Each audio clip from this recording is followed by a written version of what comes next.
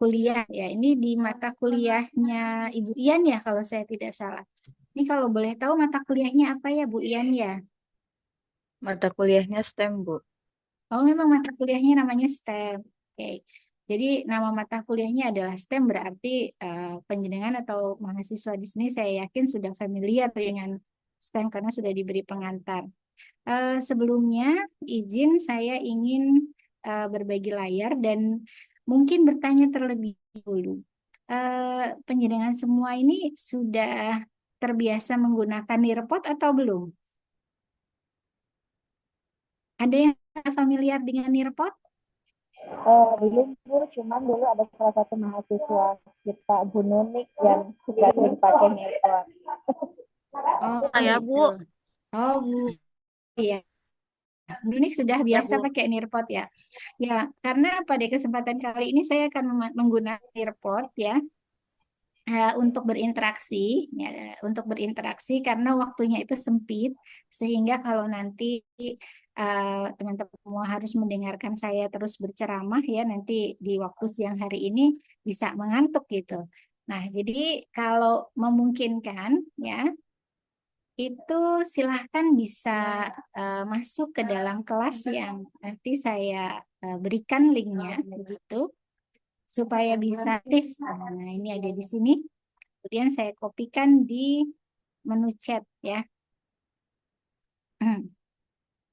Mungkin akan mudah kalau nanti bisa menggunakan handphone masuknya ya. Ini boleh di-share di grup WA oleh salah satu anggota di sini. Gitu. Nah, linknya sudah saya berikan di chat ya, di chat. Jadi kita membahas tentang pembelajaran STEM. Nah, karena sebetulnya saya sudah mengagendakan nanti akan ada praktek biasanya gitu, tetapi tentunya sebelum ke sana saya mesti kenalan dulu kan dengan mahasiswa di kelas ini. Ya, ini saya lihat sepertinya background mahasiswanya ini Bapak Ibu guru ya. Hampir semuanya sudah mengajar ini sepertinya. Ada yang baru lulus S1? Ada yang baru lulus? Ada. Oke. Ya, tapi hampir semua sepertinya sudah mengajar di sekolah ya. Sudah, Oke. Bu. Iya, oke. Kayaknya sudah berpengalaman. Kalau begitu berarti pasti pengalamannya sudah banyak ya. Nah, saya nanti akan mengulas sedikit saja tentang pembelajaran STEM. Lalu mungkin di pertemuan yang akan datang, nanti kita akan praktek begitu ya. Jadi meskipun daring, tapi kita nanti bisa tetap sama-sama merancang pembelajaran STEM ya. Kita mulai praktek yang sederhana saja, lalu nanti dicoba membuat begitu mendesain ya. Saya yakin nanti tujuan akhir di kelasnya Bu Ian mestinya teman-teman mahasiswa ini harus mampu mendesain begitu. Katanya kalau tak kenal maka tak sayang begitu. Oleh karena itu kita mulai dengan perkenalan terlebih dahulu. Jadi saya adalah dosen di Prodi Pendidikan Matematik. Em, saya sudah mengajar 20 tahun kurang lebih ya Bapak Ibu. Jadi kalau misalnya eh, melihat mungkin ini Bapak Ibu sudah banyak yang sudah senior di sini. Saya mengajar menjadi dosen sudah 20 tahun di Universitas 11 Maret sejak tahun 2005 ya. Ada yang sudah mengajar 20 tahun di sini? Masya Allah. 21 tahun, Bu. Oke, Bu Hamdanah ya sudah 21 tahun. Wah, Iya. beda 1 tahun ya Bu ya. Saya 21 tahun besok ya. Tahun depan. Sekarang 20 tahun. Iya. Bu Hamdanah mengajar di mana? Di SMA 1 Cikarang Utara, Bu. Dari tahun 2004. Oke. Oh di Cikarang. Berarti tetangga saya dulu. Karena saya SMA-nya dulu di Bekasi. Oh, Ya. Saya sampai SMA dari SD sampai SMA saya di Bekasi. Jadi saya tahu Cikarang. Kemudian kuliah S1 saya ke Solo, lalu menjadi dosen di Solo setelah lulus gitu. Kemudian saya S2, S3-nya di Bandung. Nah, kebetulan waktu saya S2, saya bertemu dengan Pak Rafiq ya, satu Satu kelas kami, satu angkatan gitu. Waktu S2, tapi S3-nya berbeda. Nah, di UNS sejak tahun 2005. Jadi kemudian setelah itu saya selesai dari S3 itu di 2018 saya kembali lagi ke UNS. Dulu S2 S3 saya di UPI Bandung di saya. Nah, kemudian saya kembali ke UNS itu tahun 2018. Lalu dari 2018 sampai 2020 saya terlibat aktif di Tanoto Foundation. Ada di sini lulusannya Tanoto Foundation? Sudah pernah dengar Tanoto Foundation? Nah, di Tanoto Foundation saya mulai Baru merancang dengar. baru dengar ya. Tanoto Foundation itu satu yayasan di Indonesia yang banyak memberi pelatihan ke guru-guru.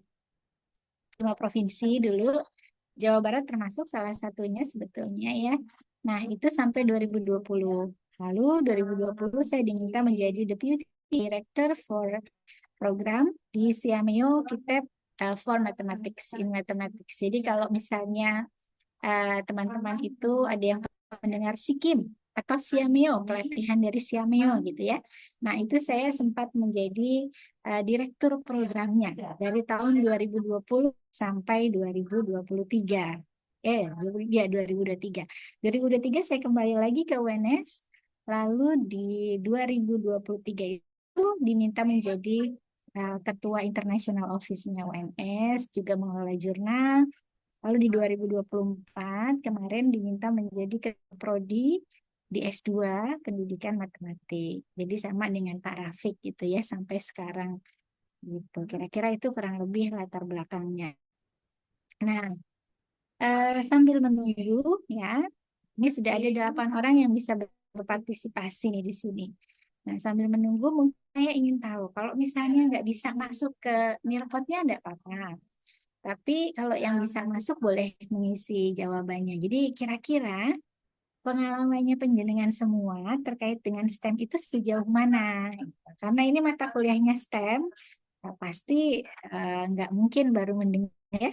Pasti ini sudah mendengar. Kira-kira pilihannya yang mana nih? Kenapa? Supaya saya nanti bisa memberikan sesuai dengan ekspektasinya. Kalau saya berikan terlalu tinggi, nanti ternyata, oh, kamu belum sampai sana gitu ya. Atau kalau saya misalnya memberikan terlalu, wah ini basic sekali. Ya, penjenengan semua sudah dapat kalau soal ini gitu kan. Monggo bisa diisi terlebih dahulu supaya saya bisa memetakan ya kira-kira nanti materinya itu sampai di mana gitu. Apakah kalau yang nomor A saya yakin enggak.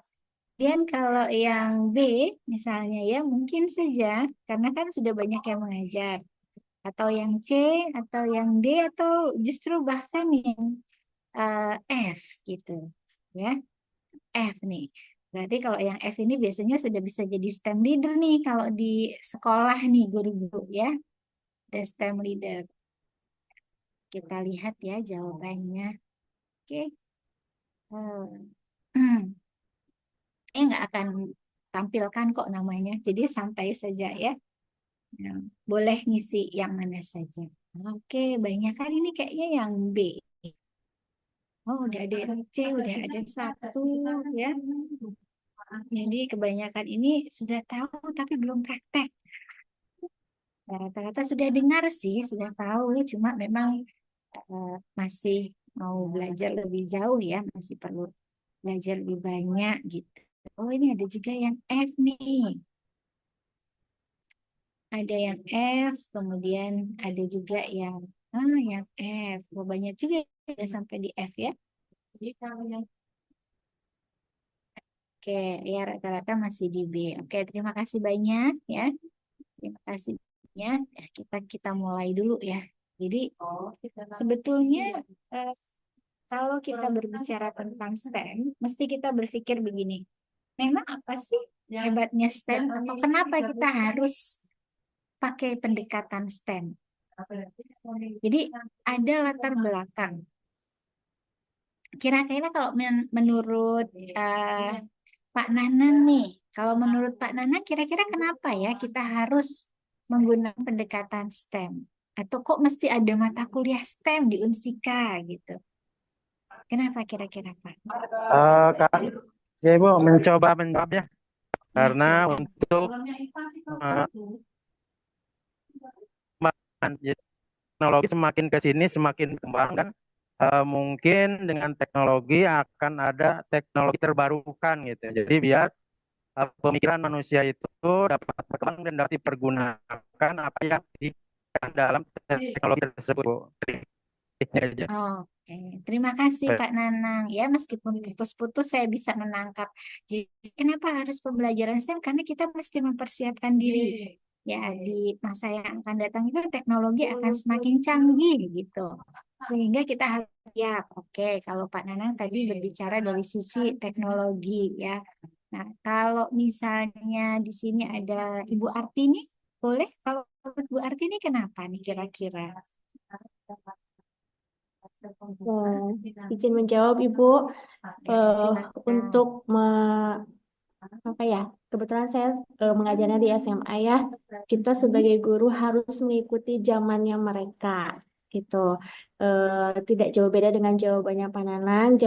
Sekarang kita mengajar gen-gen yang sudah melek teknologi. Nah, untuk menyeimbangkan itu dan untuk membuat siswa kita menjadi lebih tertarik di dalam pembelajaran, kita menggunakan salah satunya teknologi di dalam STEM itu kan ada teknologi, salah satunya teknologi yang sudah mereka kuasai sekarang untuk di pembelajarannya. Begitu mungkin Ibu. Oke, terima kasih ya Bu ya. Jadi sama jawabannya. Jadi supaya siap dengan teknologi kata Bu Artin ya. Oke, terima kasih. Mungkin saya mau satu lagi deh ya. Kalau menurut Ibu Eni Suheni ya, kira-kira apa nih? Mengapa ya kita harus melakukan pendekatan STEM? Ibu Eni Suheni ada? Ibu maaf, ibu maaf dari tadi sinyalnya nggak kedengeran Bu, endut-endutan Bu saya. Makanya maaf, tolong Bu. Ya, jadi menurut Bu Eni, kenapa kita harus belajar STEM dulu? Itu kedengeran Oh nggak ya, Bu? kenapa kita harus belajar STEM? Ya, Iya, iya. Eh, Kenapa kita harus belajar STEM? Karena STEM itu apa namanya memotivasi kita untuk berpikir kreatif Bu, gitu, menggabungkan antara beberapa pengetahuan yang kita punya dari mata pelajaran yang satu ke mata pelajaran matematika, gitu Bu menurut saya. oke, terima kasih ya Ibu Eni. Jadi supaya lebih kreatif ya. Nah, sekarang kita lihat nih, kira-kira tadi jawabannya sesuai nggak ya.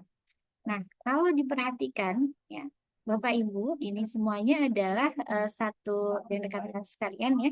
Ini adalah satu gambar yang mengilustrasikan mengapa sih pembelajaran STEM itu muncul sejarahnya begitu ya.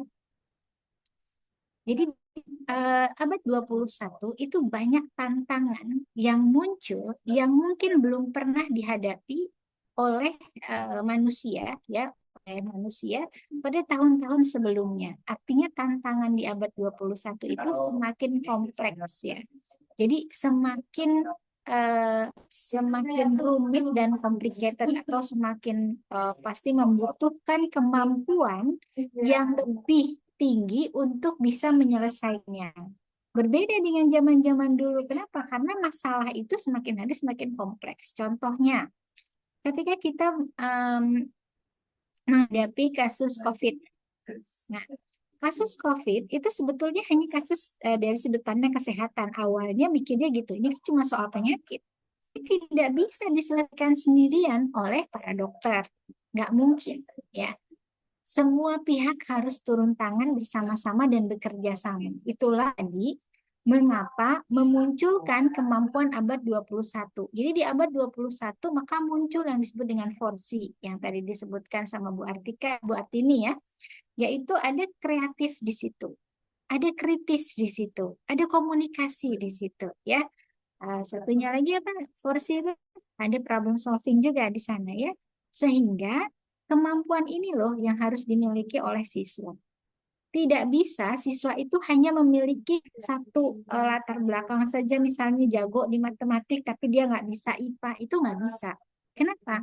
Karena nanti masalah yang muncul akan makin kompleks ya. Kalau kita lihat di sini, mulai dari masalah iklim, cuaca ya, bahkan sekarang sampai perang ya. Kemudian tadi disampaikan juga oleh Pak Nanang ada teknologi, betul, disrupsi teknologi. Jadi perkembangan teknologi itu cepat sekali, dia berkembang secara eksponensial.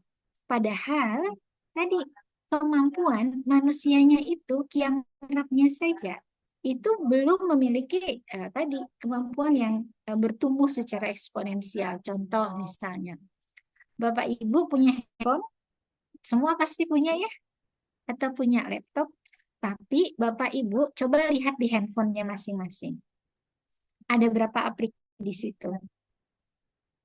Apakah Bapak Ibu semuanya bisa membuka semua aplikasi atau pakai semua aplikasi di handphone Bapak Ibu? Enggak ya. Handphone itu padahal gunanya tuh banyak banget, tapi yang sering dipakai apa? WA, gitu kan? Paling email gitu ya. Yang lain itu nggak kepake. Kenapa? Padahal kemajuannya udah luar biasa gitu. Nah, itu yang tadi saya sebutkan. Yang satu pertumbuhan eksponensial, yang satu linear gitu. Jadi nggak bisa mengejarnya kemampuan itu. Nah, dari sanalah muncul ya. Dulu awalnya di Amerika itu mereka berpikir ya tentang bagaimana mempersiapkan generasi muda itu supaya siap menghadapi kehidupan yang sedemikian rupa. Kita menyebutnya agile. Tulisannya itu agile ya, bahasa Inggrisnya agile gitu. Agile itu kalau bahasa Indonesia itu apa ya? Eh, Majunya sangat pesat, kemudian sangat kompetitif gitu, terus sangat komplikatif ya itu kalau dalam bahasa Indonesia susah mengartikan agile itu ya. Nah kira-kira itu. Lalu maka ini kita muncul sejarahnya muncul dari STEM. STEM itu sudah dimulai pada akhir tahun 90-an. Jadi nggak benar-benar baru ya. Nanti kita kita bahas apa di Indonesia baru sekarang. Tahun 90 kan jauh sekali ya. Saya tahun 90 waktu itu masih emailnya Yahoo sudah ikut grup STEM. Dan namanya mailing list zaman dulu. Mungkin Bapak Ibu sudah ada yang pernah apa namanya punya juga ya email Yahoo gitu. Nah, itu namanya kita sebut dengan mailing list. Nah, waktu itu sudah ikut saya di international community ya, komunitas internasional tentang STEM ini. Dulu tuh namanya jelek Bapak Ibu ya, katanya itu rekan-rekan namanya SMART ya, yang bikin itu dari National Institute of Science di Amerika ya. Jadi ada lembaga sains nasionalnya Amerika. Nah, ini dijadikan satu bahan untuk kampanye pada waktu itu. Kampanye pemilihan presiden. Amerika tuh selalu begitu. Jadi masuknya tuh lewat dunia politik. Dulu begitu ya. Nah, di dunia politik itu mereka meminta atau membuat jargon gitu ya supaya gimana kita mempersiapkan mahasiswa generasi mudanya mereka supaya siap begitu menghadapi abad 21. Nah, tapi tujuannya Amerika itu Bapak Ibu ya, pengennya menjadi global superhero. Jadi yang menguasai dunia gitu. Dari dulu memang begitu sifatnya. Nah, kemudian kalau di Eropa dia mulai berkembang itu di tahun 2000. Memang agak sedikit terlambat juga. Tapi orang-orang Eropa itu ya, mereka itu lebih santun. Maka tujuan mereka adalah supaya mereka juga bisa unggul ya dalam kompetisi global yang sangat sengit. Sekarang sudah mulai kelihatan. Bapak Ibu ya mungkin dengar berita ya antara Cina sama Amerika. Nah, itu ada globalisasi kan? Ada namanya deglobalisasi. Deglobalisasi itu kalau dulu semua orang pengen mendunia. Jadi semua segala itu kalau bisa tuh dagang boleh, segala rupa boleh. Sekarang enggak. Amerika nggak mau katanya. Kenapa? Karena dia merasa superior. Dia kasih pajak yang tinggi ke Cina. Oh, Cina melawan gitu. Nah, itu kita sebutnya dengan deglobalisasi. Dulu mungkin tidak pernah terfikirkan bahwa hal ini akan terjadi. Tapi sekarang kenyataannya seperti itu. Nah, negara-negara berkembang di Asia itu yang pertama kali menerapkan atau menggunakan pendekatan STEM itu dimulai dari Korea, Cina, ya Cina ini luar biasa, lalu Jepang dan Taiwan, juga Singapura. Singapura sebetulnya agak ketinggalan, dia baru-baru kemarin saja ya. Jadi ini kira perkembangan sejarah singkat tentang STEM, ya. Itu awal mulanya. Nah dulu namanya itu cuma STEM, tapi terus bertanya, sebenarnya STEM itu memang apa sih? Apa yang disebut dengan STEM? Apakah dia metode, apakah dia model, apakah sebenarnya STEM itu? Ya, bahkan saya ditanya oleh salah satu profesor, kok ada pendekatan STEM? Kayaknya bilang gitu. Memang STEM itu apa? Sudah ada ya pembelajaran matematik pendekatannya STEM katanya. Apa itu STEM itu kan cuma menggabungkan aja. Nah, sekarang kita mau tahu sebenarnya definisinya itu apa? Ya, definisinya itu memang secara tertulis STEM itu hanya sebuah akronim. Akronim itu yang terdiri dari sains, teknologi, engineering, dan matematik. Tetapi secara kontekstual, ya, STEM ini tidak hanya ditujukan untuk pembelajaran di tingkat yang tinggi atau di level misalnya SMA atau kuliah, tidak, tapi di semua level, dari preschool sampai ke pendidikan tinggi. Nah, maksudnya apa? Secara umum, ya, bisa disampaikan bahwa STEM itu adalah sebuah pendekatan begitu ya. Ya, kalau skopnya itu sangat luas sekali. Dia masuk ke literasi sains, dia literasi berpikir gitu. Nah, tetapi kalau ditanya apakah STEM itu mata kuliah atau mata pelajaran? Nah, ini yang menarik ya. Jadi, STEM itu bukan sebuah mata pelajaran di sekolah. Harus digarisbawahi ini ya. Karena ya Bapak Ibu ini kan saya lihat banyak yang guru. Tidak pernah ada mata pelajaran namanya itu STEM. Ya.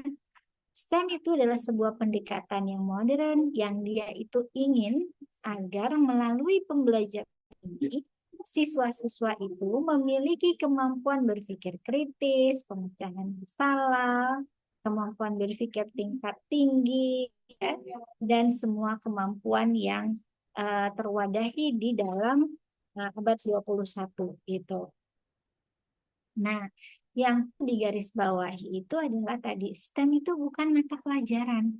Jadi dia tidak bisa menggantikan mata pelajaran apapun, termasuk IPA, termasuk matematik, diganti sama STEM. Nggak bisa gitu ya.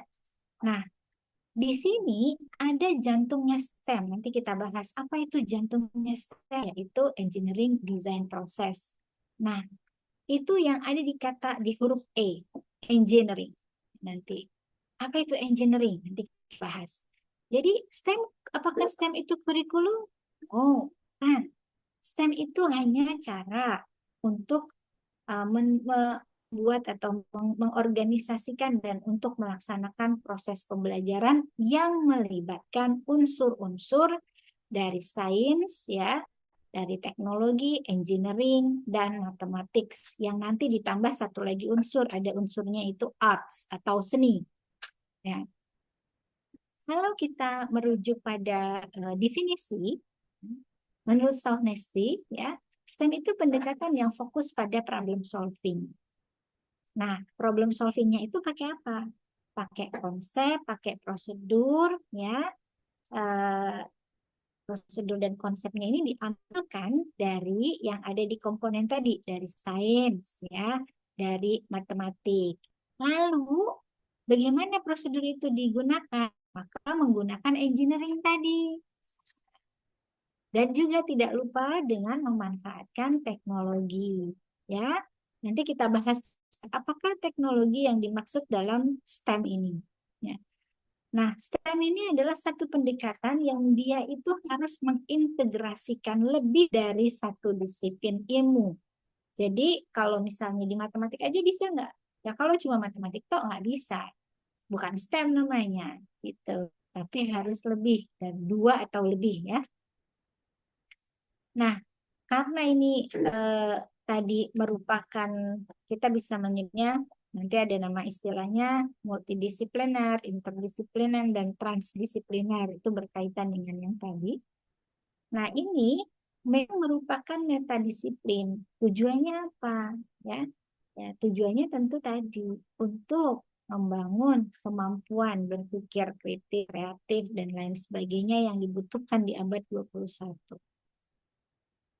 Jadi nanti kita mesti memiliki framework bahwa satu, STEM bukan mata pelajaran. Itu yang pertama. Yang kedua, tentu STEM harus melibatkan minimal 2 disiplin ilmu. Minimal ya. Jadi kalau satu aja bisa nggak? Nggak bisa. Minimal 2 disiplin ilmu ya. Nah, di tahun 2013, ini saya nggak akan bahas banyak, akhirnya ditambah satu lagi. Kalau tadi cuma ada STEM, nah 2013 itu si Maida, namanya John Maida, dari Rhode Island, ini memberi ini perlu tambah satu lagi komponen, apa itu? Itu arts atau seni. Nah, seni yang dimaksud ini adalah seni kontemporer, bukan seni klasik ya. Seni klasik itu misalnya lukisan dan lain sebagainya. Enggak, gitu. Nah, sekarang kita mau bahas satu-satu. Oh ya, kalau misalnya yang punya pertanyaan, mulai dari sekarang, boleh pertanyaannya diajukan di kolom chat, ya, atau boleh juga langsung tunjuk tangan saja, ya, nanti raise hand begitu, boleh tanya, tidak apa-apa ketika saya sedang menyampaikan, nanti boleh langsung menyampaikan pertanyaannya. Kalau kira-kira dari penjelasan saya ada yang ingin langsung ditanyakan, boleh langsung ditulis saja di menu chat, tidak harus menunggu selesai begitu. Supaya nanti bisa langsung dibahas ya. Sekarang kita membahas masing-masing unsurnya supaya kita paham betul apa itu sebetulnya pendekatan STEM. Yang pertama, sains. Nah, sains ini apa saja sih yang ada di dalam sains? Sains di dalam pembelajaran atau pendekatan STEM itu bukan sekedar materinya saja. Tapi sains ini juga sudah meliputi aktivitasnya, ya. Ada aktivitas observasi, ada aktivitas eksperimen, ya. Kemudian ada aktivitas inquiry kita menyebutnya. Jadi kita mengajukan pertanyaan, lalu nanti bekerja untuk cari jawabannya. Nah, sebagai informasi saja, sejak tahun lalu saya sempat terlibat di dalam proyek dari CMU STEM ED dari England untuk mempromosikan satu pendekatan baru di dalam pembelajaran STEM, khususnya untuk sains, yang disebut dengan CER. C itu adalah satu model yang itu disisipkan di dalam pembelajaran STEM, namanya itu Claim Evidence Reasoning. Namanya CER, gitu. Ada model CER. Nah, di dalam sains, sebetulnya di matematik kita juga punya CER ini. Nanti akan saya jelaskan tentang apa itu CER-nya itu. Jadi ada claim, ada evidence, ada reasoning. Nanti dia tujuannya supaya siswa itu memiliki penalaran saintis ya, atau scientific reasoning namanya. Di matematik kita punya mathematical reasoning atau penalaran matematis. Nah, di sains mereka membuat itu namanya scientific reasoning. Jadi bernalar saintis ya. Nah, bernalar saintis itu menggunakan model tadi namanya claim, evidence, reasoning. Nah, sains ini ya harus bisa memuat materi ya, materi sains tentunya banyak ya, luas ya, materi-materi sains, tetapi juga cara berpikirnya, aktivitas yang dilakukan dalam sains. Di dalam pembelajaran sains itu banyak melibatkan observasi, lalu eksperimen, nah, ini juga masuk di sana. Ini berkaitan dengan sainsnya. Nah, kemudian yang berkaitan berikutnya lagi adalah dengan unsur teknologi. Nah, ini yang paling menarik ya. Sebetulnya kita balik dulu. Apa sih yang disebut dengan teknologi? Nah, kalau misalnya penjenengan coba cari SIM ya, definisinya teknologi, boleh nanti cari ya. Teknologi, definisinya itu apa? Jadi definisi teknologi itu adalah segala sesuatu yang dihasilkan ya, dengan mengaplikasikan pengetahuan saintifik untuk membantu menyelesaikan pekerjaan atau masalahnya manusia. Ya. Jadi, yang disebut dengan teknologi itu adalah sebuah alat. Ya. Alat itu dibangun berdasarkan pengetahuan saintifik. Ya. Lalu, alat itu digunakan untuk membantu manusia bekerja atau menyelesaikan masalahnya manusia. Itu yang disebut dengan teknologi. Nah, sekarang kita cek dulu nih. Kira-kira dari definisi itu, ya, boleh silahkan dijawab deh. Kalau yang nggak masuk ke Nearpod, boleh kasih jawabannya di menu chat ya. Boleh diketik A, B, atau C. Kira-kira dari benda berikut ini, gunting, pensil, komputer, sapu lidi, earphone, ya. Sebetulnya ada lagi ya, di bawahnya tuh ada baju, ada mesin jahit gitu. Kira-kira yang bukan merupakan teknologi itu yang mana?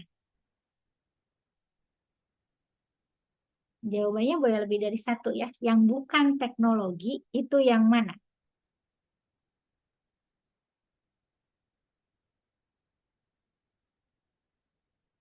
Ini sudah ada 20 ya, berarti sudah masuk. Oh, ini sudah terupdate. Nah,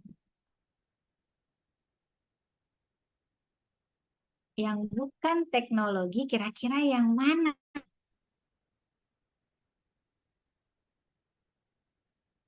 Nah, silakan dipilih dulu, dipilih. Yang bukan teknologi itu yang mana?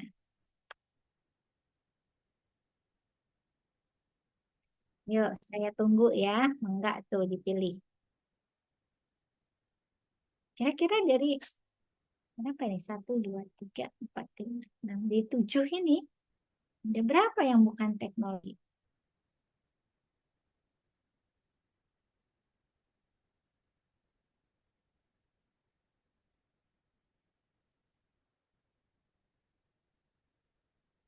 Kalau nggak bisa masuk ke dalam,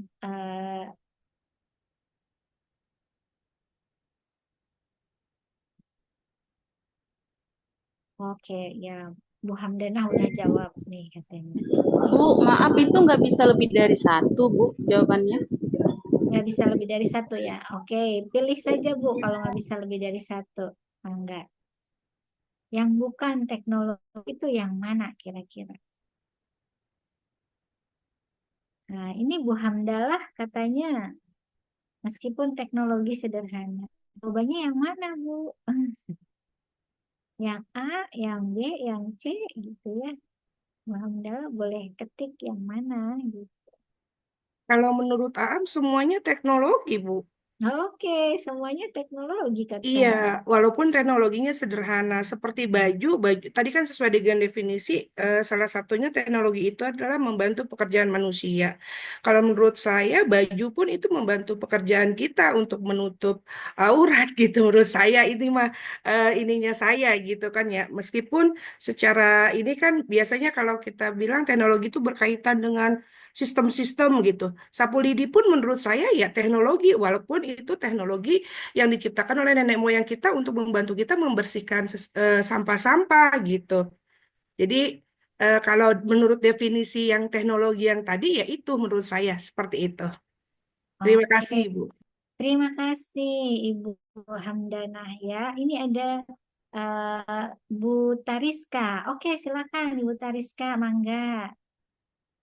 Ya, Ibu izin memberikan pendapat juga ya, Bu. Iya, silakan boleh. Kalau menurut saya yang bukan teknologi itu baju. Kenapa baju? Karena dia tuh merupakan hasil dari suatu produk, tapi itu yang dihasilkan dari teknologi gitu, Bu. Misalkan kayak mesin jahit gitu atau produksi pabrikan gitu ya. Itu kan termasuk teknologi. Jadi baju tuh lebih ke hasil yang dihasilkan dari suatu teknologi seperti itu. Oke, ya kalau Bu Tariska beda nih pendapatnya. Kalau Bu Hamdana semua katanya. Tapi kalau Bu Tariska baju aja katanya. Kalau yang lain gimana? Kita lihat ya. Oh, D katanya D, sapu lidi. Banyak yang menjawab sapu lidi ya. Coba kita cek lagi. Sapu lidi bukan teknologi. Oh, ada juga nih yang menjawab F ya katanya. Ya, ada yang menjawab F, ada juga yang menjawab B, pensil bukan teknologi katanya. Wah, macam-macam. Nah, jadi begini, definisi tadi kita menyebutkan adalah alat ya. Alat yang digunakan untuk menyelesaikan masalah begitu.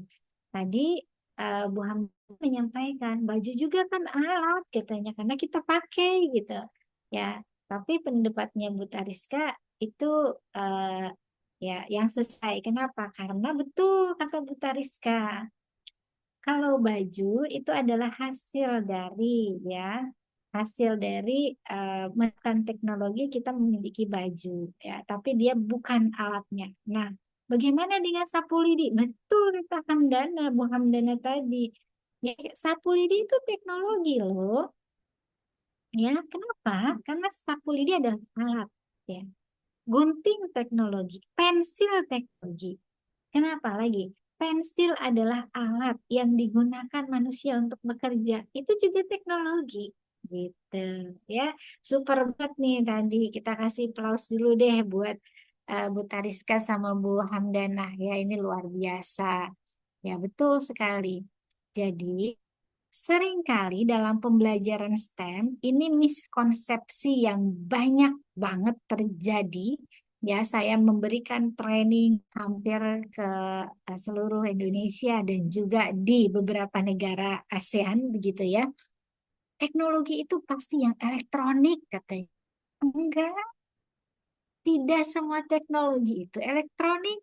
Ya, teknologi itu tadi. Jadi semua alat yang kita bikin ya, manusia yang bikin untuk bantu kita ya menyelesaikan masalah kita, untuk bantu kita bekerja. Itu yang kita sebut dengan teknologi gitu. Jadi jangan satu lagi terpaku pada yang disebut dengan teknologi elektronik saja, komputer itu teknologi iya itu, tapi bukan hanya itu. Yang sederhana sekalipun bisa kita sebut dengan teknologi ya. Nah, ini yang sering banyak miskonsepsi di sana. Itu yang pertama. Nanti kita bahas lagi ya. Nah, kemudian yang kedua itu adalah setelah teknologi adalah engineering. Apa itu engineering? Dipikirnya engineering itu berhubungan dengan teknik. Ya betul, betul berhubungan dengan teknik ya. Dalam bahasa Indonesia kita mentranslasinya dengan kata rekayasa katanya. Berarti rekayasa dibuat-buat. Oh, enggak begitu. Nanti kita lihat. Engineering di dalam STEM, dia itu berperan sebagai metode, sebagai skemanya.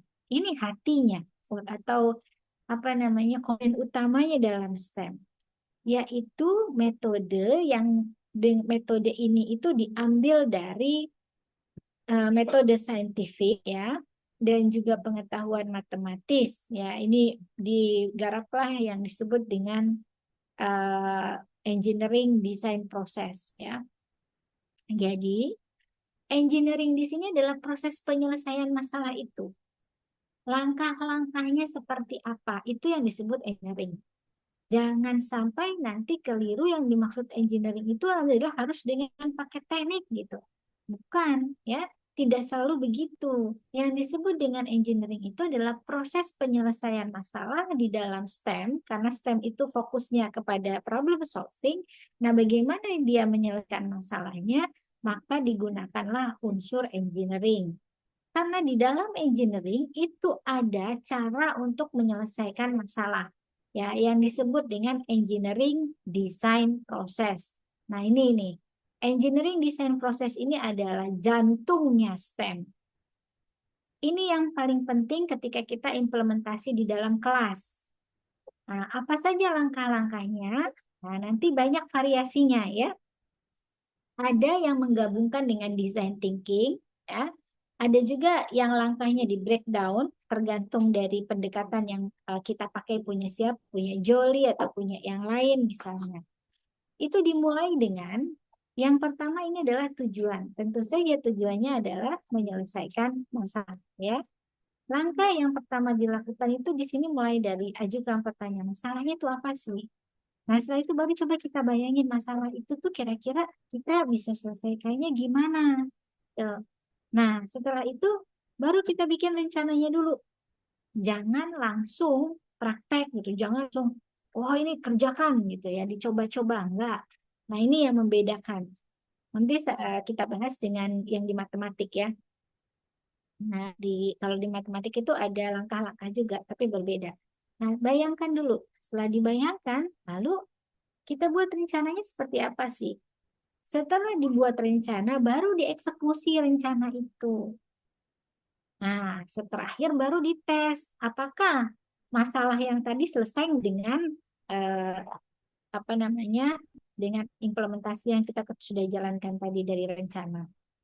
Nah, jadi teman-teman semua, berdasarkan pengalaman saya memberikan training ya kepada guru-guru, kepada mahasiswa, orang Indonesia itu paling lemah di mana?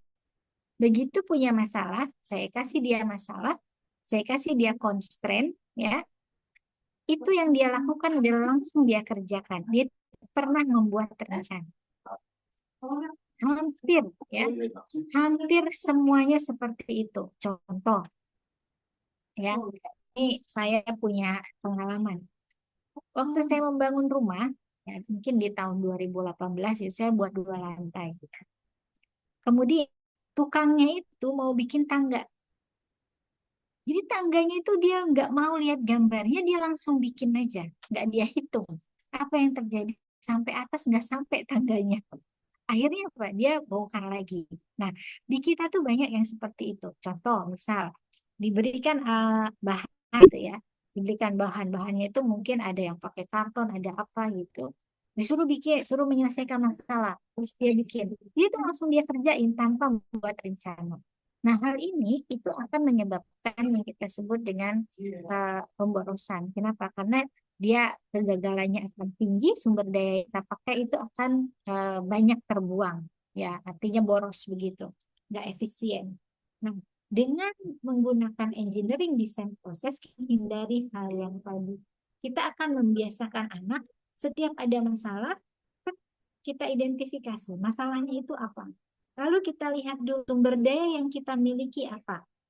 Nah, di sini ada engineering design proses dengan langkah-langkah yang lebih rigid ya, yang lebih banyak. Contoh, oke, definisikan dulu masalahnya apa. Yang pertama.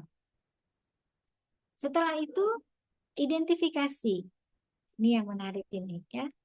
Di sini kita identifikasi. Ya, kira-kira constraint-nya untuk menyelesaikan masalah itu apa? Apakah tadi sumber dayanya terbatas, atau waktunya terbatas, atau uangnya yang terbatas misalnya, baru brainstorm. Jadi nggak langsung dieksekusi nih.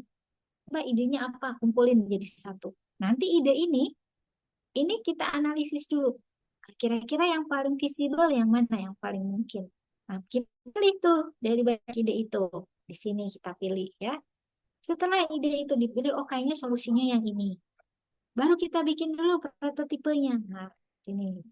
Itu solusi kita nih kita bikin. Kita bikin, terus udah gitu kita coba.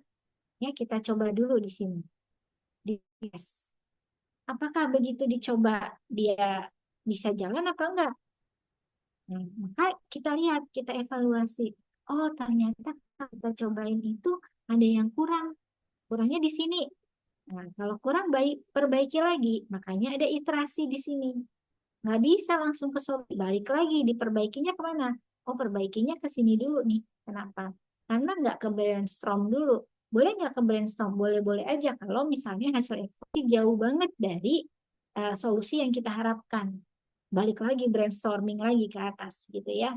Tapi kalau ternyata nggak terlalu jauh, ya cuma sedikit. Ya, berarti balik lagi, apa yang kurang? Perbaiki dulu sampai ya tadi. Kapan iterasinya berakhir? Ya sampai ini sudah ketemu. Ya, nah setelah ketemu baru komunikasikan solusi kita apa gitu. Nah, itu yang terakhir. Maka rangkaian ini harus dilalui oleh setiap siswa di dalam kelas, begitu. Jadi setiap siswa mesti melewati ini semua melalui pembelajaran STEM tadi, gitu.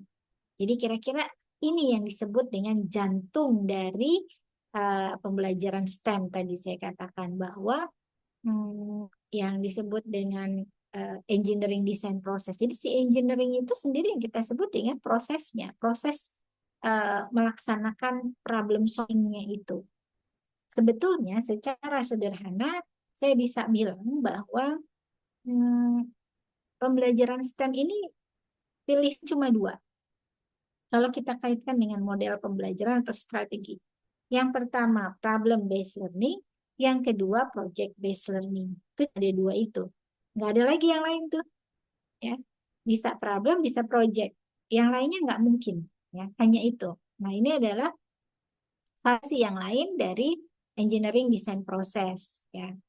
Ada yang menggunakan Stanford Design Thinking-nya atau design proses EDP-nya itu dilengkapi atau ditambahkan dengan design thinking begitu.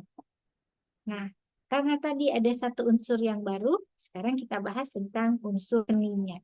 Kalau engineering-nya itu berkaitan dengan prosesnya, maka bagaimana dengan arts? Seninya itu apa?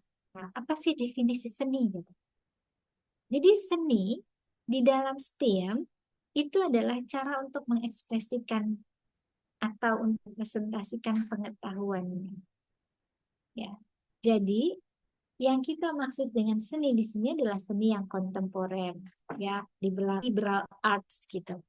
Tidak seni itu harus melukis saja, ya, atau menyanyi saja. Ada banyak ya. Yang jelas kita memberikan kebebasan kepada siswa untuk mengkomunikasikan atau merepresentasikan pengetahuannya dalam beragam ekspresi. Itu intinya sebetulnya seni adalah itu. Jadi ragam ekspresi untuk menyampaikan ide-idenya, konsep-konsepnya, semua yang dimiliki oleh siswa. Jadi sebetulnya seni adalah salah satu bentuk dari komunikasi, ya, itu sebetulnya seni. Nah, lalu bagaimana dengan peranan matematik di dalam STEM itu sendiri? Karena itu kan M-nya paling belakang ya, mau di STEM maupun di STEAM, ya itu dia paling belakang. Bahkan kalau dulu waktu masih SMED itu M-nya nomor 2. Setelah sains dia kan matematik dulu, singkatannya SMED. Tapi kan SMED nggak bagus di dengar itu nggak enak, maka diganti menjadi STEM itu. Yang disebut dengan matematik di dalam STEM itu adalah menjadi layer besar ya. Hampir semua aspek dalam kehidupan manusia itu sebetulnya memiliki dasar yang kuat di matematiknya. Jadi dia sudah mengikuti kemampuan numerasi ya, ada pendekatan di sana, ada keterampilan. Untuk apa? Ya untuk yang dia gunakan untuk menginterpretasikan atau untuk menganalisis informasi atau bisa menyederhanakan masalah. Jadi bisa yang besar, membuat strukturnya gitu ya. Atau untuk menghitung kira-kira potensi dan resiko suatu tindakan yang kita buat itu seperti apa. Untuk apa? Untuk mengambil sebuah keputusan. Ya, jadi matematik ini menjadi komponen yang sangat esensial ya, karena dalam pemecahan masalah sih dibutuhkan kemampuan berpikir matematis yang kuat ya untuk menghasilkan solusi yang paling efektif dan efisien gitu. Jadi tidak mungkin kalau belajar STEM tanpa ada matematiknya. Nah, ada konsep-konsep yang biasanya masuk di dalam pembelajaran STEM, khususnya di matematika. Mulai dari membilang, mengurutkan, mengukur, membandingkan, mensortir, ini adalah aktivitas-aktivitas yang biasanya ada di dalam pembelajaran STEM gitu. Nah, kira-kira itu ya secara in general tentang pengertian pembelajaran STEM. Nah, sekarang saya ingin tahu Tadi kan banyak yang sudah ada di fase B ya, jadi saya sudah tahu gitu. Nah, sekarang saya ingin tahu kira-kira apakah pembelajaran STEM itu sama dengan aktivitas membuat prakarya? Dan juga penting, ya, terutama untuk guru-guru ya. Nah, apalagi kalau guru-gurunya di sekolah dasar nih, sekolah dasar, sekolah menengah pertama biasanya. Ada yang dari mengajar di sekolah SD di sini? Saya Ibu ada. Ada ya, oh Budia mengajar Iya, SD, tapi ngambil S2-nya pendidikan matematik. matematika Ibu selalu. Oh, Insya oke. Allah. Luar biasa, ya. Nah, kira-kira nih sama nggak ya pembelajaran STEM dengan aktivitas membuat prakarya? Ada yang mau juga boleh, kayak Bu Hamdanah tadi, misalnya dijawab di, oke boleh Bu Hamdanah, silakan. Eh, apakah pembelajaran STEM itu sama dengan membuat prakarya? Itu menurut Aan, pembelajaran STEM itu lebih luas dan komprehensif dibandingkan dengan sekedar membuat prakarya. Karena tujuan dan pendekatannya berbeda. Kalau misalnya kita membuat prakarya, berarti biasanya sih kita hanya berfokus pada pembuatan produk atau hasil akhir dengan tujuan yang estetik, kemudian fungsinya tertentu gitu. Kalau pembelajaran STEM itu, menurut Aam itu adalah menekankan proses belajar interdisiplin yang mengintegrasikan sains, teknologi, engineering, seni dan matematika. Jadi pada pada ujungnya gitu kan ya, sebetulnya prinsip-prinsip STEM itu akan diaplikasikan oleh anak dalam kehidupannya sehari-hari. Contohnya ketika nanti kelak mereka dewasa menemukan satu masalah, maka langkah-langkah yang harus mereka lakukan adalah yang tadi seperti apa ya, yang mendesain itu, mendefinisikan dulu, mengidentifikasikan dulu permasalahannya, tidak lantas dieksekusi. Oh, kalau masalahnya misalnya di pekerjaan kita nggak cocok dengan atasan, berarti sudah berhenti aja. Tidak seperti itu. Biasanya itu lebih luasnya gitu. Jadi pembelajaran STEM itu menurut saya adalah pondasi anak untuk eh, di kehidupan yang akan datang, karena prinsip-prinsipnya menurut Aam itu sama gitu. Jadi harus terstruktur, tidak boleh gerasak-gerusuk, harus terencana agar apa yang nanti kita putuskan, apa yang nanti kita lakukan itu menjadi dasar yang kuat tepat sehingga kita tidak ada penyesalan seperti itu menurut Aam gitu. Terima kasih. Oke, terima kasih ya. Jadi menurut Bu Aam katanya enggak, STEM itu lebih luas daripada bikin karya. Oke, kalau menurut Bu Maida gimana nih? Saya lihat Bu Maida ini udah tunjuk tangan juga ini. Silakan. Ya, Ibu, izin menjawab. Sebenarnya jawabannya hampir sama, bukan hampir sama dengan Bu Aan. Itu jawabannya tidak sama. Karena ya kalau prakarya itu sudah jelas masuk ke STEM, tapi kalau STEM itu belum tentu masuk ke prakarya. Salah satu contohnya kemarin pada saat Fispres tahun 2022 itu ketika saya mendampingi Ciklat Ciklisnya itu hanya menyebutkan membuat prakarya, siswanya mempresentasikan prakarya saja. Sedangkan tahun kemarin 2023 itu meminta untuk lebih ke science, artinya harus ada yang melatar belakangi gitu Bapak Ibu, permasalahannya, latar belakang masalahnya, kenapa ngambil ini, permasalahannya bagaimana, nah, seperti itu.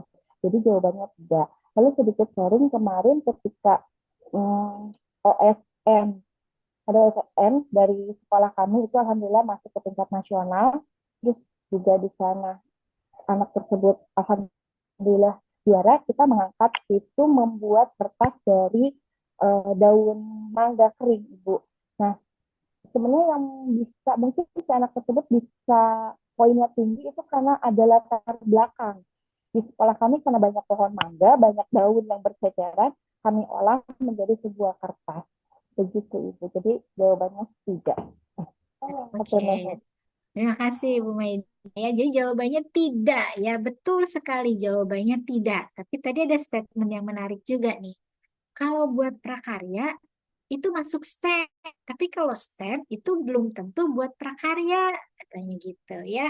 Nah, sekarang kita bahas ya. Banyak sekali miskonsepsi di dalam pembelajaran STEM ini. Kenapa? Ada yang punya apa namanya, punya pemikiran bahwa eh masih ada yang iya katanya sama gitu ya. Ada yang memiliki pemikiran kalau pembelajaran STEM itu harus ada hasilnya berupa prakarya. Betul tidak? Kalau pembelajaran STEM harus ada hasilnya, produknya harus ada katanya. Bentuknya itu apa? Harus kelihatan gitu. Ya, enggak ya Bapak Ibu gitu. Kok bisa Bu STEM nggak ada produknya? Iya, karena boleh saja produk akhirnya berupa desain.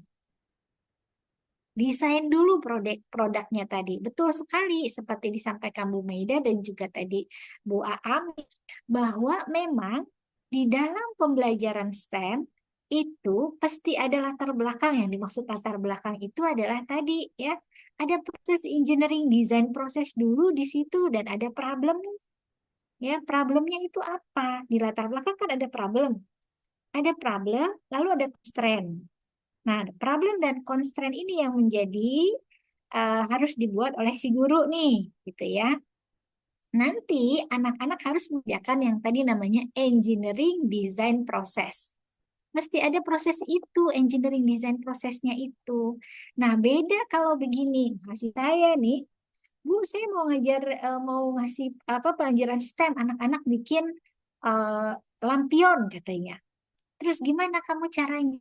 Saya saya downloadin video, Bu. Terus saya kasih videonya ke anak-anak. Terus anak-anak nyontoh bikin video itu. Saya bilang itu mah bukan STEM.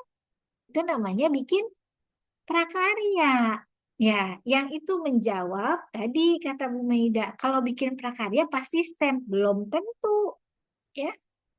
Bikin prakarya akan menjadi STEM kalau di awal ada masalah. Terus kita kasih konsen, ya. Tapi kalau bikin prakaryanya tadi udah dikasih videonya, videonya udah dikasih nih, terus dia tinggal ngikutin, bahannya udah tahu apa gitu ya, itu bukan STEM, ya. Bikin prakarya namanya, gitu. Kenapa? Karena tidak muncul kemampuan berpikir kritisnya, tidak muncul kemampuan berpikir kreatifnya. Hasilnya seragam gitu ya. Itu membedakan. Jadi ini penting sekali saya menggarisbawahi hal ini gitu. Nah, jadi jangan sampai nanti masih berpikir bahwa kalau STEM itu masih ada produknya, harus jadi produknya itu. Ya, enggak. Kalaupun dia ada produk, ada namanya uji coba tadi, testing. Si produk itu sudah memenuhi kriteria yang kita sudah tetapkan atau tidak di awal tadi. Ya, jadi itu kurang lebih seperti itu. Nah, ini eh, sekarang sudah pukul 14. Saya masih boleh nih, ini udah 14.03 nih ceritanya. Karena saya dapat info katanya pukul 14 sudah harus ada kuliah lagi. Ini masih belum selesai ya. Ini masih ada model integrasi STEM yang tadi kita sedikit sudah disinggung. Sebetulnya penjenengan semua juga tadi sudah banyak mendengar ya tentang multidisiplin, tentang interdisipliner gitu. Ini kira-kira mau diteruskan atau dilanjutkan di pertemuan berikutnya nih? Eh, ya Ibu, jadi di pukul 14.00 ini sudah ada dosen tamu juga yang akan memberi kuliah, tapi mungkin bisa sampai 14.15 mungkin Ibu ya. Oh iya, mangga. Saya coba ya sampai 14.15 ya Bu Ian ya. Baik, Tuh. terima kasih. Iya. Nah, kita teruskan sedikit saja ya. Jadi ini sebetulnya masih pengantar ya. Kita belum sampai ke praktek begitu. Nah, bagaimana model integrasi STEM dalam kurikulum? Seperti tadi disampaikan ya. STEM itu tidak bisa jadi satu mata pelajaran di sekolah gitu. Nah, ini saya tidak akan jalankan karena waktu kita terbatas ya. Sebenarnya ini memasangkan begitu ya, memasangkan. Jadi lalu gimana sih ya praktek pembelajaran STEM itu? Ya, seperti yang saya sampaikan. Jadi STEM itu diimplementasikannya, pilihannya itu mulai dari multidisiplin, interdisiplin, sampai ke transdisipliner ya. Nah, saya mungkin berangkatnya dari transdisipliner yang paling tinggi ya, yang paling tinggi apa namanya kastanya gitu. Nah, transdisipliner itu adalah kapan pembelajaran STEM itu dilakukan, tuh gimana caranya? Secara sederhana saya sampaikan ini berarti harus pakai project based learning. Ya. Artinya pembelajaran berbasis project. Kenapa? Karena yang diselesaikan di dalam transdisipliner itu adalah problem-problem yang nyata, yang ada di sekitar mereka. Toh misalnya, sampah. Ya, saya nggak tahu nih. Sekarang kan sedang ramai ya, Bapak Ibu, sampah itu kayak di Jawa Barat katanya udah nggak diambilin lagi ya, diambil sama si tukang sampah. Jadi sampah itu harus diolah sendiri oleh rumah tangga masing-masing. Itu masalah itu. Nggak tahu ya, di Bandung sebetulnya sudah beberapa waktu yang lalu itu muncul. Nah, di sekolah mungkin sama. Kalau dulu ada babang-babang sampah yang selalu ngambilin sampah seberapa banyaknya. Mungkin dengan kebijakan yang baru masalah itu muncul. Lalu gimana nih menyelesaikannya? Anak-anak dibikin proyek, gitu kan? Buat proyek mengolah sampah. Bagaimana caranya? Nah, itu yang kita sebut dengan transdisciplinary. Kenapa? Untuk solving the problem about garbage gitu, atau tentang sampah itu, dia mesti mikir. Satu, misalnya, kapasitas sampahnya per hari berapa? Itu yang pertama. Itu di situ ada dia mesti ngitung bagaimana cara mengukur kapasitas sampah. Apakah berdasarkan apa namanya dimensi tempat sampahnya atau berdasarkan beratnya? Nah, ada lagi fisika di situ. Matematik, fisika, ditambah lagi nanti kimia. Oh, jenis-jenis sampah dulu bagaimana? Ada organik, anorganik misalnya. Nah, di situ nggak muncul transdisipliner. Nggak bisa cuma satu disiplin ilmu. Harus banyak disiplin ilmu dan masalahnya real. Lalu yang kastanya lebih rendah lagi itu interdisciplinary. Nah, interdisciplinary itu jadi siswa-siswa mempelajari konsep dan keterampilan dari 2 atau lebih disiplin yang saling terhubung begitu ya untuk memperoleh pengetahuan atau skill. Nah, di sini itu kita secara simpelnya sebenarnya ini adalah problem based learning. Problemnya boleh kita create di dalam kelas ya, tetapi dia sudah melibatkan lebih dari 2 disiplin ilmu.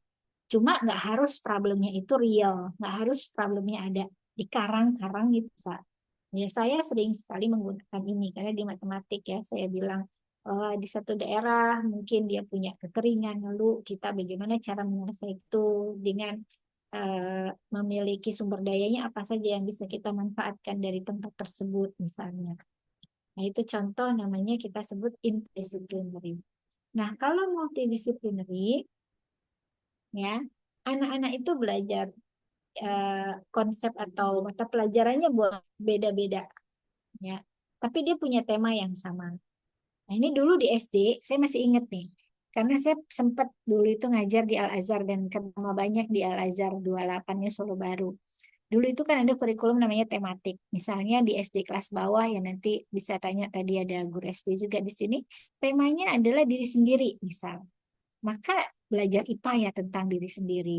Belajar IPS ya diri sendiri. Matematik juga diri sendiri. Temanya sama itu. Nah itu kita sebut multidisiplin katanya. Jadi dia belajarnya terpisah-pisah masih ya. Nah, kalau STEM itu biasanya adalah interdisciplinary atau transdisciplinary, meskipun dia hanya terdiri dari 2 komponen ilmu saja atau multidisiplinnya. Jadi nggak harus semuanya tercakup ya, tapi paling tidak 2 ini begitu. Kalau yang biasanya dipraktekkan di dalam pembelajaran STEM ya. Nah, kemudian dari sana, nah ini ada satu contoh tapi saya nggak putarkan karena nanti tidak akan cukup waktunya.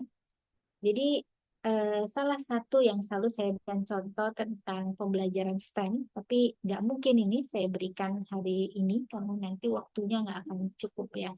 Nah ini contoh pembelajaran yang simple. Ada gambaran bahwa oh STEM itu harus yang rumit, harus pakai barang macam-macam, nyapinya susah gitu ya. Enggak ya, Ibu dan Bapak. Yang simpel dan sederhana juga bisa. Ini saya nggak tahu tahun berapa saya bikin foto ini, sudah lama ya, fotonya tahun 2020 kalau saya salah. Iya, 2020. Waktu awal-awal saya mempelajari tentang STEM. Ini tuh ada 3 kertas ya Bapak. Mungkin ada yang sudah tahu problem ini apa? Ada yang tahu masalahnya di mana ini? Dan sumber dayanya apa? Jadi masalahnya adalah saya punya buku ya, banyak. Ini mau saya taruh gitu. Saya letakkan tumpuk ya di atas. Tapi saya nggak ada meja gitu di atas atau tidak nempel ke lantai supaya tidak lembab, ceritanya begitu. Tapi saya cuma punya 3 helai kertas HVS. Problemnya itu. Lalu saya minta, ini sedang pandemi saya ingat ya.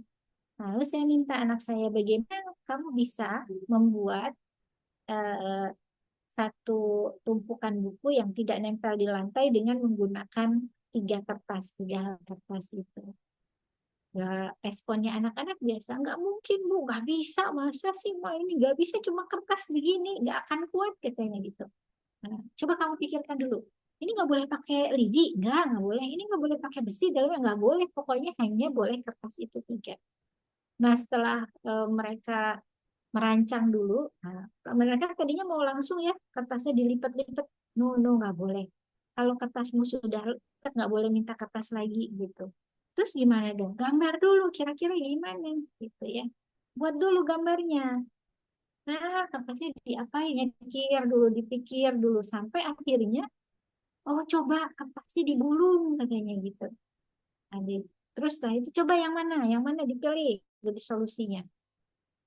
Kalau ditekuk dia nggak akan kuat katanya. Kayak itu kan harus kuat ya. Anak-anak ya ini masih kecil, anak saya masih kecil ini, masih TK ini waktu itu.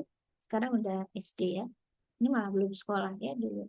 Sampai akhirnya mereka menemukan, oh supaya ini dia bikin tebel digulung dia. Oh, cobalah dicoba, baru dicoba. Nah setelah dicoba akhirnya surprise karena dia mulai dari 1 buku dulu. Coba tumbuk lagi ke atas. 2 buku, 3 buku dan ini betul-betul hanya kertas HVS. Nanti ibu bapak boleh coba di rumah ya.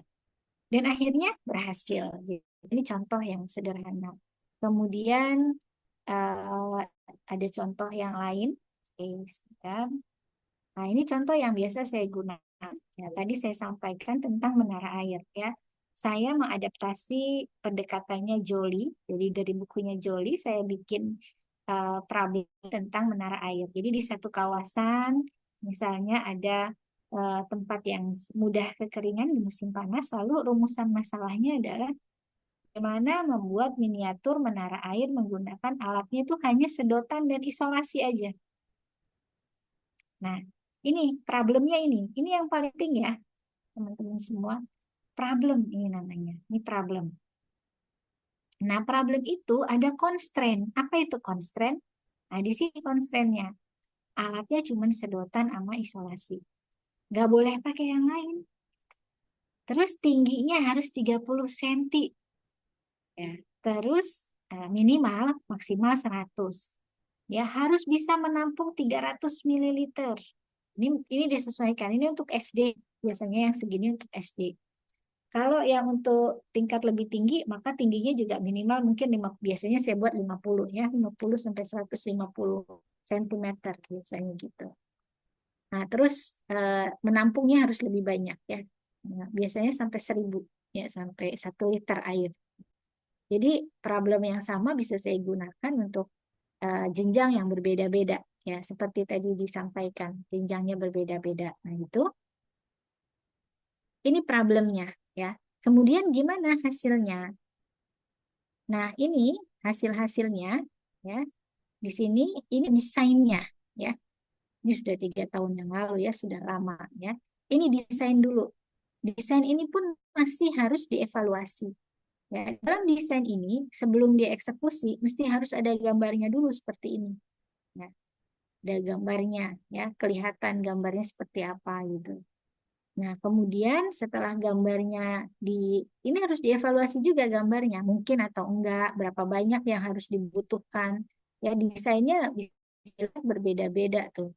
Ada yang bentuknya seperti ini, terserah lah ya, mereka seperti apa. Kemudian yang terakhir baru diimplementasikan. Nah, diimplementasinya ya. Ini implementasinya, contohnya sesuai dengan desainnya. Jadi desainnya ada, desainnya kurang lebih seperti ini. Jadi ini baru sampai di implementasi pembelajarannya di dalam kelas. Nah, biasanya lengkapi dengan alat evaluasi mestinya. Ada beberapa lagi yang lain, tapi waktunya sudah tidak memungkinkan. Nanti kita bahas lagi tentang menyiapkan desain pembelajaran ke STEM di dalam kelas ya, sampai ke evaluasinya harus gimana. Apa sih yang dievaluasi? Apakah produknya gitu ya? Kalau yang ini tadi tentang project yang dulu ini kami menang ya eh, di Korea. Jadi bikin badut bisa jalan di eh, gitu. Ini mahasiswa ini dulu ya. Ya. Jadi badut yang bisa jalan di kali atau di atas gitu di lintasan. Kalau di sirkus dulu projectnya itu ya.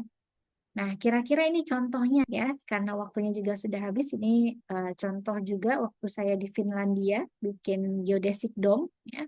Nah, ini juga contoh waktu saya di Finlandia ini kita bikin bola pertamanya sampai bikin virus corona ya, miniaturnya menggunakan 4D frame gitu kira-kira. Kira-kira itu yang saya sampaikan ya. Di akhir katanya Pablo Picasso, every child is an artist. Setiap anak itu artis ya. Masalahnya adalah bagaimana mempertahankan mereka tetap menjadi artis meskipun sudah dewasa. Sama ya, dengan mirip kata Claire itu bilang, setiap anak itu sebetulnya scientist gitu.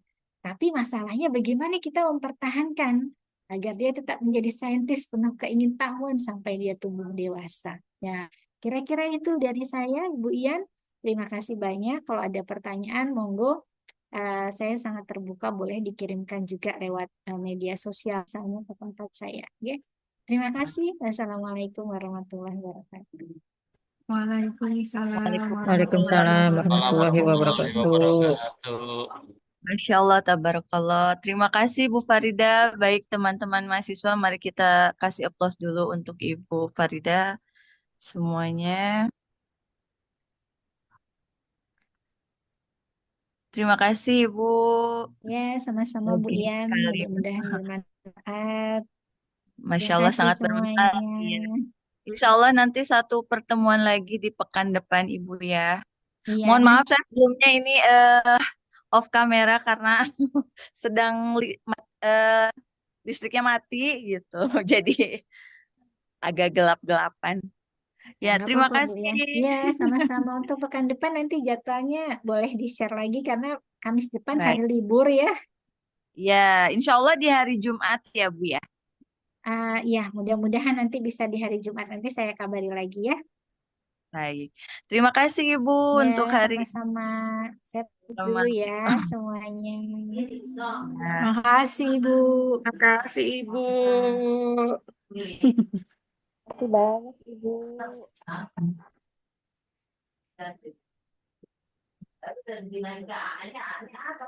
Baik, ibu-ibu, bapak sekalian, terima kasih.